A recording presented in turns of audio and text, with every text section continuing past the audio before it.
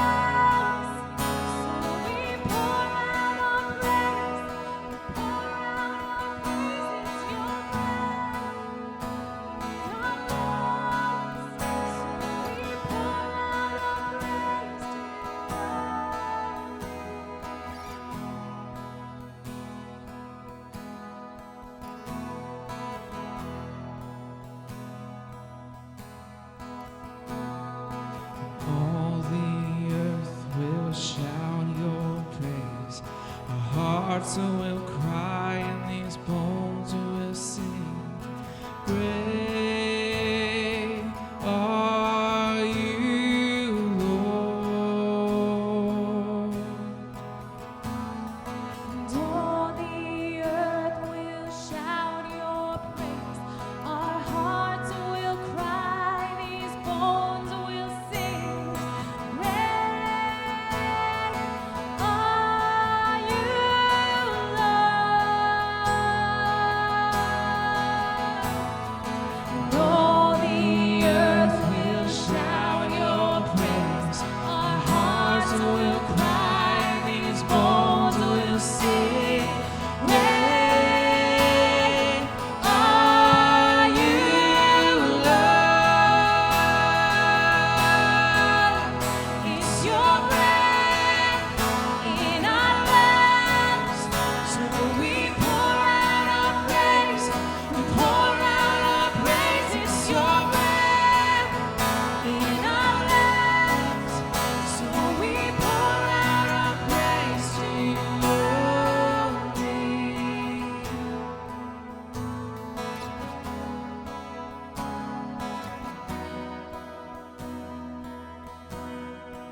We sing great are you, Lord. We sing great are you, Lord. We sing great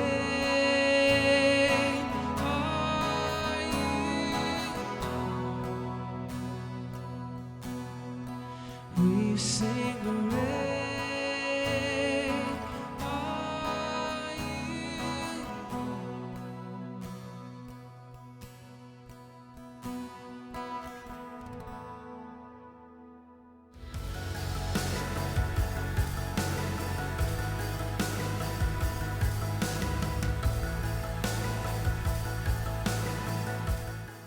Hey everyone. I am excited to bring the word today as we wrap up our series called Rest, Reflect, and Renew. I am so excited that the weather is finally turning warmer. This whole week has been gorgeous, other than Thursday where it rained all day. But because of the weather, it just makes me want to be outside. It makes me want to take walks. Today, I already took a nice little nature hike over at Sippo Lake, and it was awesome. I've been taking lots of walks, being out in nature, seeing how God has utilized his creation. And sometimes when it's this warm outside, I actually really crave long road trips. I don't know if anyone else gets like this, where it's nice outside and you just want to put the windows down and drive and enjoy that sun. I enjoy driving, so maybe that's just me, but maybe you like to drive and enjoy the drive and the sun. I love being in nature. I love exploring God's creation.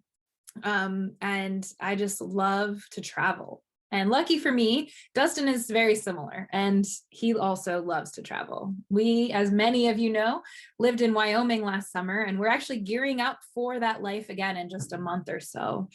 But we've been really blessed to be able to travel the nation quite a bit in our lives. We've been able to experience new places and new people, see a lot of God's creation. Again, it's one of my favorite things, so it makes sense that I will gobble up any time that I can travel. Our out-of-country travel experiences have been a little more limited, as many people's are. We're thankful that we've been able to travel a little bit all over. But a couple years ago, we got to take our first trip to Europe, and that was amazing. We got to visit some friends in Northern Ireland, and we were gearing up for this trip. We were so excited. I want to tell you just a little bit about it, and then we'll get into the scripture. So one thing that you do need to understand is that Dustin hates to be tired. Now, he has a ton of energy. Don't get me wrong. Many of you are like, that's so silly. Like, he's always energetic.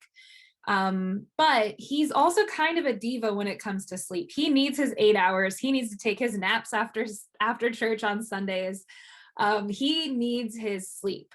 And so he was completely freaking out when he learned that we had an almost 7-hour overnight flight to Northern Ireland when I booked our flights, because I found a good deal.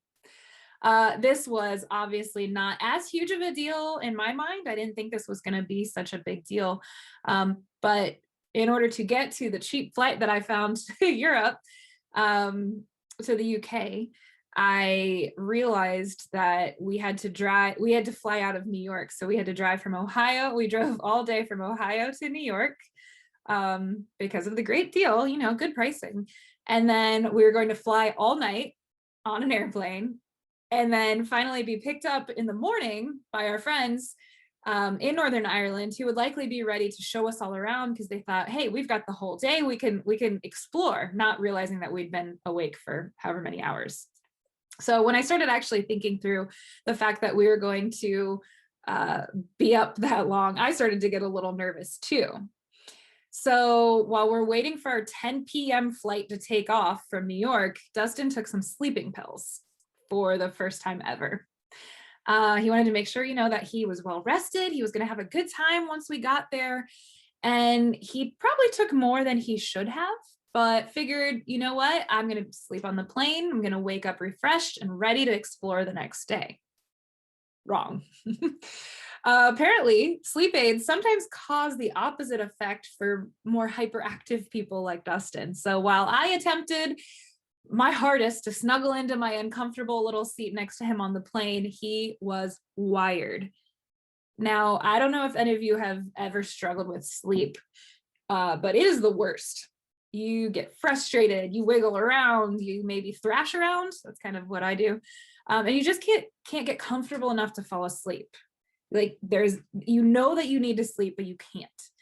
And so that's what Dustin did. He wiggled around, he moved his arms, he changed his neck, he moved his back, he tried listening to a podcast, he listened to music, he went to the bathroom about 20 times, much to the annoyance of our neighbor that was on the aisle seat by us.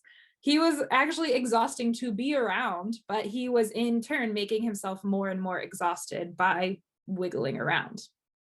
So we finally land, get off the plane, pretty groggy. You got to go through customs and all that. So we're just kind of falling asleep in line, but we're excited to see our friends. And so they pick us up in their car and they're like, welcome to Northern Ireland. And they're pointing things out. They're excited to see us. We're excited to see them. And so I'm tired, but I'm pointing things out. I'm like, oh my gosh, there's just sheep everywhere. That's amazing. I don't think I've ever actually seen just sheep hanging out on the side of the road in the countryside. And every time they're pointing something out or I'm pointing something out, Dustin just kind of groggily goes, mm-hmm, mm-hmm, mm-hmm. Because he was falling asleep. So we get back to their apartment, we shower, hoping, we just need a refresh. We've been in an airplane, we've been traveling. And we hoped that would refresh us enough. But literally the whole day, Dustin was a complete zombie. And instead of enjoying our first day in this new country, he groggily mumbles and stumbles around. I mean, he didn't eat any brains or anything that I'm aware of, but he was pretty close to a zombie, a real life zombie. There was no real conversation. There was no real interaction. Just a sleep-deprived person missing out on almost everything that Northern Ireland had to offer. So, what is the point? What am I talking about? How we rest is how we relate. It's how we rest is how we relate to our neighbors. How we rest is how we relate to God, and how we rest is how we relate to the world. I want to share our main passage today that's going to help bring this to light. And it comes from Matthew 14:13-23. When Jesus heard about John, he withdrew in a boat to a deserted place by himself. When the crowds learned this, they followed him on foot from the cities. When Jesus arrived and saw a large crowd, he had compassion for them and healed those who were sick. That evening, his disciples came to him and said, "This is an isolated place and it's getting late. Then send the crowds away so they can go into the villages and buy some food for themselves." But Jesus said to them, "There's no need to send them away. You can just give them something to eat." They replied, "We have nothing here except for 5 loaves of bread and 2 fish." He said, "Bring them here to me." He ordered the crowds to sit down on the grass. He took the 5 loaves of bread and the 2 fish, looked up to heaven, blessed them, and broke the loaves apart and gave them to the disciples. Then the disciples gave them to the crowds. Everyone ate until they were full, and they filled 12 baskets with leftovers. About 5,000 men, plus women and children, had eaten. Right then, Jesus made the disciples get into the boat and go ahead to the other side of the lake while he dismissed the crowds. Then he sent them away. He went up onto a mountain by himself to pray. Evening came, and he was alone. Jesus was a busy man. He was running around healing people, bringing sight to the blind, forgiving sins, showing the Pharisees how to obey God's laws, doing all the things. Many of us can relate to being too busy. We have work, we have school, we have volunteering. Things take up time. We have maybe kids or grandkids that we need to haul around to school or to sports practices or lessons. We have pets and family to take care of. We have doctor's appointments. We have houses to clean. We have mouths to feed. Even if it's only ours, that's still something to do. There's friends to hang out with. There's family we probably should see, and things just get busy. And it's okay to admit that we are all in this place at many times in our lives. I was reading an article about the types of rest that we need. And a medical doctor stated, if you're waking up after sleeping and still exhausted, the issue probably isn't sleep, it's likely a rest deficit. So it's not the fact that there's things to do, it's the fact that we don't recognize the ways in which rest actually occurs. Most people, when they think about rest, have a very one-sided approach. So they lounge around, don't do anything, and think that that's what rest is, just kind of lounging. When we try that and we're still rest deprived, we think that that doesn't work. And there's reasons for that. There's many reasons the way that we actually think rest occurs isn't working. Many reasons for that. Some of it, screen time. I mean, our love of television has turned us to think that when we need to rest, we just turn on the TV and chill and watch. We think that we can lounge and not think about anything. But I would actually challenge that this can cause a sensory overload. Perhaps you are maybe watching too many screens too many things that maybe it could trigger an emotional state in you. Sometimes turning on the screens, scrolling through different apps on our phones is utilizing things that aren't actually rest in our brains. Sometimes turning off the screens is more of what we need than the screens on, even if we do it in the name of rest. The particular doctor I referenced a moment ago discusses the different types of rest we actually need and the effects of not caring for them. So I know Gino mentioned last week or the week before, perhaps, how there are different types of rest. And so I kind of want to talk a little bit about how there are different types of rest and why we might not feel rested, and the things that we can take from Jesus and learn from him in our own spiritual rest as well. For a lot of people, if you have a deficit in a certain area, you're likely to experience specific symptoms. So if your deficit is in mental rest, you might have trouble with concentration. Maybe you find yourself just really lacking a concentration. If you're having an emotional deficit, you might find that you're snapping at your husband or wife or partner much more often, even if they haven't done anything. But that's because you have an emotional deficit. If you have a sensory rest deficit, maybe you used to love, 4th of July fireworks or something that is loud and it now triggers you. You're jumping out of your skin, or you're chronically anxious when you get out of the car. These are all results of deficits in a certain type of rest in our lives. So once we find out the type of rest we need, it's time to adapt our rest to fit that specific need. Gino mentioned all these different types of rest. So I want to focus on the spiritual rest in the rest of this sermon. So from the passage I just read from scripture in Matthew, what did Jesus do about being overly needed, overly busy, and committed to people and committed to God?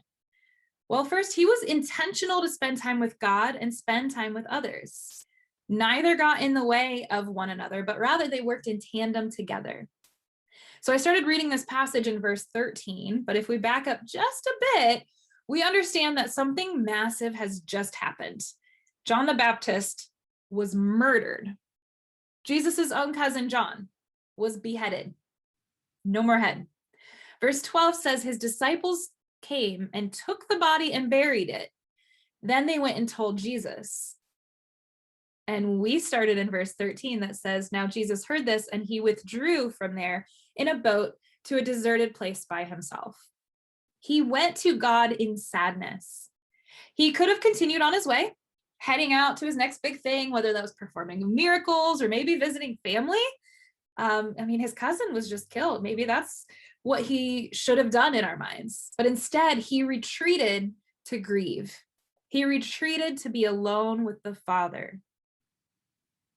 People followed him though, right? I kind of picture this almost like the paparazzi who are always trying to see what happens when something big happens. If a celebrity goes through a divorce, usually all the paparazzi want to get the photos of the latest thing, like what's going to happen. Well, that's kind of how I picture this, because the crowds hear of John's beheading and they instantly follow Jesus. They want to know what's going to go on. How's he going to react? What's going to happen? They want the first glimpse at how this person is going to react in such a situation. If I was Jesus, I would have probably retreated even further to be alone. Because remember, he was on a boat in the water by himself. So he could have paddled away and not allowed these crowds to follow him. But it's Jesus, and we can learn so much from Jesus. He went ashore. He saw a great crowd, and he had compassion for them. He healed them, he fed them, and he did not turn them away. He was able to do this, though, because he was able to rest in the Lord. Because how we rest in God is how we relate to others. So then, after this incredibly amazing miracle of multiplying food to feed the masses, okay, so this whole thing happens, these loaves and fishes feed 5,000 plus people. After that, he dismisses the crowds and went up to the mountain by himself to pray. Verse 23.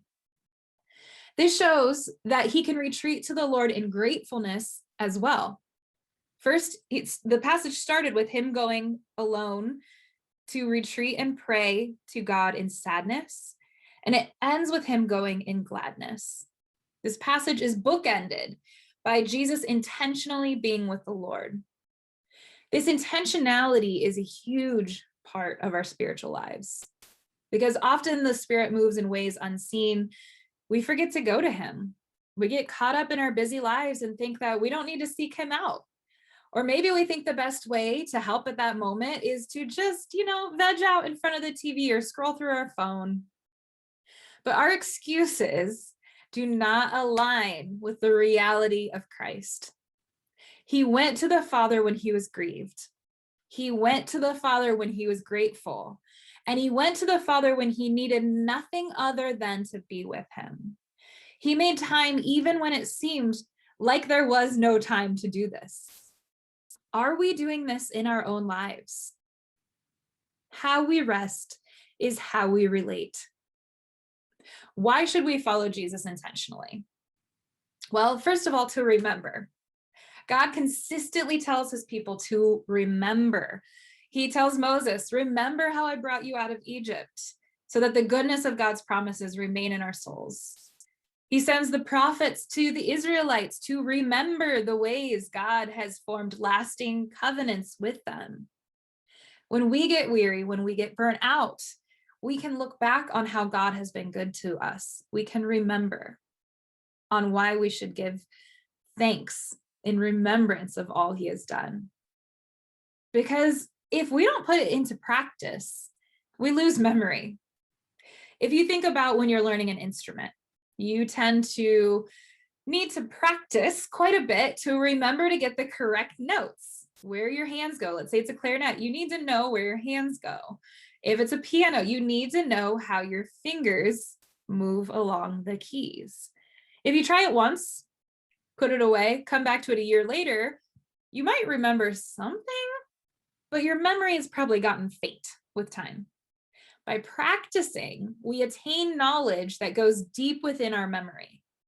So when we practice going to the Lord for rest, we are actually training ourselves to remember to go to him in all sorts of times in life. In sadness, in gratefulness, in everyday life. And it becomes less of a struggle to go to the Lord the more we do it, the more we put it into practice. It actually becomes a spiritual discipline, constantly building up our spiritual muscles so that we have something to fall back on in our times of need. So why else do we need to be intentional about resting in him? To bring others into God's presence. If we think about what happened during this passage in Matthew, it is clear that Jesus brought others into God's presence. The disciples, who, let's be honest, should not have been surprised that Jesus wanted to stay with the crowds, were able to see the power of God on full display. So let's read chapter 14, verses 19 to 21 again. He ordered the crowds to sit on the grass, taking the 5 loaves and 2 fish. He looked up to heaven, blessed and broke the loaves, and he gave them to the disciples, and the disciples gave them to the crowds. And all ate, and all were filled, and they took what was left over of the broken pieces, 12 baskets full. And those who ate were about 5,000. This means at least 5,000 people. And that's just men. We're not counting women and children here. So well over 5,000 people saw the power of God on full display. 5,000. They were all struck by the abundance. He didn't just meet their needs, he went above and beyond. Over 5,000 people left that day being filled both physically and spiritually. And then they can go and do likewise with their peers. If we continue reading after this passage, Matthew continues with Jesus getting up from his prayer and walking on water to the disciples. He goes straight from a busy day of feeding thousands of people to alone time with the Father to another miraculous sight. And because of this miracle, the disciples end up worshiping and praising him, recognizing Jesus as the divine Son of God. In this story alone, think about the amount of people that were brought into the presence of God simply because Jesus rested in the Father. So how do we do this? I would challenge us all to listen to that small, still voice, that intimate voice. He doesn't talk in booms to get our attention, but rather in a whisper. We know that God came to Samuel in a small little voice at night. We need to listen to this still small voice. Those who talk the loudest are just annoying. Those with anything worth saying often speak with such intention. We may need to lean in. We may need to lean in to truly listen and to understand the words and promptings of the Spirit. Jesus frequently says, "Let all who have ears hear," after he speaks to his followers. To hear is to actually do the work. And this means us. We have physically heard the word, and now we have to complete the act of hearing by carrying it out. We need to keep at it. Things may seem like they're fine. You may think you're fine, you're connected to the Father. You got a little spiritual high from a retreat or a conference or a good sermon or podcast. But remember that even after Jesus was at a pretty high point of being baptized, he immediately retreated to be in the wilderness with God. Even Jesus, the holiest person who ever walked the earth, was continually connected with God. He was continually seeking out the Spirit, and even he was tempted by Satan. So being connected relationally with God doesn't equal an easy life. Jesus did not have an easy life, but rather it connects you to the living Creator. It tethers you to a strength that's outside of your own. So stay intentional about resting in the Lord.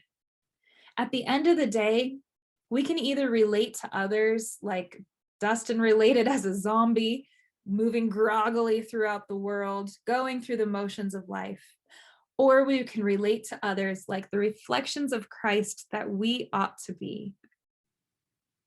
I pray that this week is a time of healing, a time of resting, whether it's spiritual rest or mental rest. Maybe it's sensory rest, that you're able to just pause and be one with the Lord. Have a good week, Dan.